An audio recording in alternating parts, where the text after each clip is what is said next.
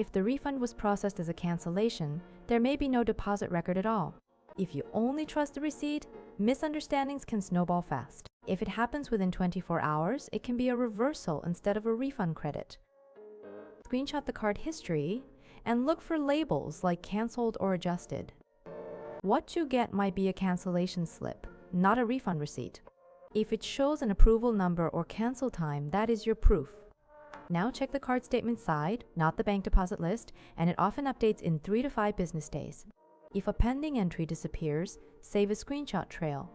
If you search your bank app for 12,801 and find nothing, it feels sketchy. Then confirm whether the original card charge is gone entirely. The cause is that it was cancelled before settlement, so money never moved as a separate refund. Save the cancel slip and screenshots together, and if nothing updates after 15 days, contact support with the approval number. That's all for today's story. We'll be back every day with a new one. If you want to catch tomorrow's story too, please like and subscribe. I sent the item back, but the refund was delayed. If the inspection complete step is missing your money, stays on hold. On the tracking page, it only said return received and there was no inspection complete line. So I captured the order detail screen. Customer support said the refund would be processed within 3 business days, but 4 days had already passed. So I saved the chat log. I checked again and the warehouse arrival time was 14:10 in the afternoon, but the inspection start log was empty. So I submitted a formal inquiry. The cause was a missed inspection queue update. After attaching logs and screenshots, the refund was completed in 2 days. Always check the inspection complete line first. That's all for today's story. We'll be back every day with a new one. If you want to catch tomorrow's story too, please like and subscribe. I canceled because delivery was late, but the package showed up the next day. If you do nothing, refunds can stall and misunderstandings start. Here is how it starts. I hit cancel at around 4:30 in the afternoon. First, screenshot the cancel complete page and note the order number. Next morning around 11, a notification says out for delivery. Open tracking and capture the timeline change. That becomes your clean evidence.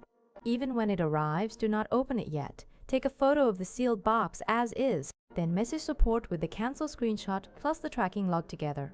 Second loop, it can look like the refund is stuck for 2 business days. Check your payment history for a reversed authorization or a partial cancel note and screenshot that line. The cause is simple. Payment cancel updates first, while shipping already moved to dispatch. The fix is to bundle 3 proofs and trigger a pickup return, and the tip is to save the status screen right after cancel.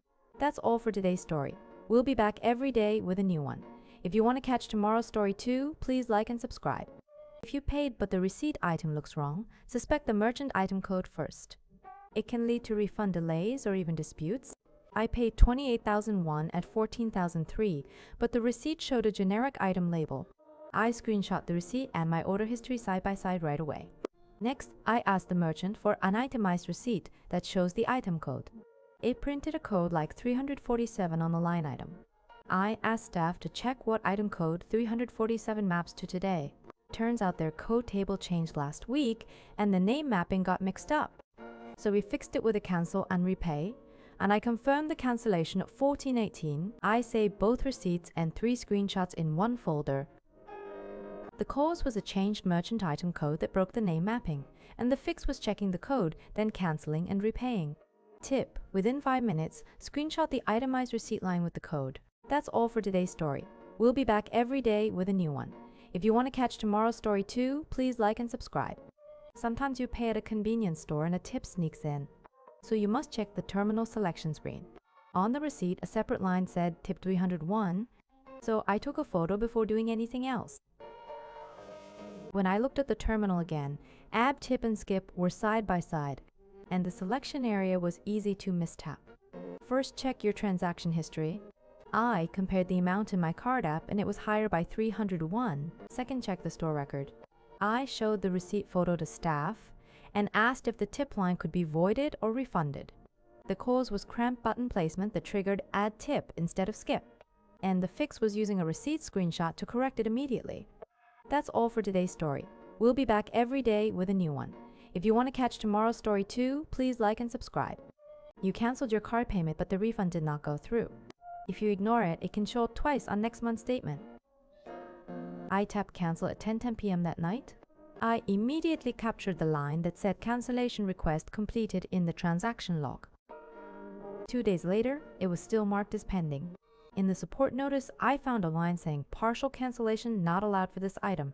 The total was 120,000 won, and I tried to cancel only part of it. The chat log clearly said full cancellation first, then new payment required. The cause was the no partial cancellation rule, and I simply did not know the process. Before paying, check one line in the terms about cancellation method and refund timeline. That's all for today's story. We'll be back every day with a new one. If you want to catch tomorrow's story too, please like and subscribe.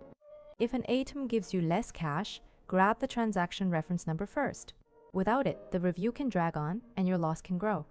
At 5:42 p.m., I withdrew 100,000 won, but only 70,000 came out. The screen still said withdrawal completed, so it was confusing. First, I printed the receipt and captured the line with the transaction reference. That single line usually bundles the time and amount with the reference number.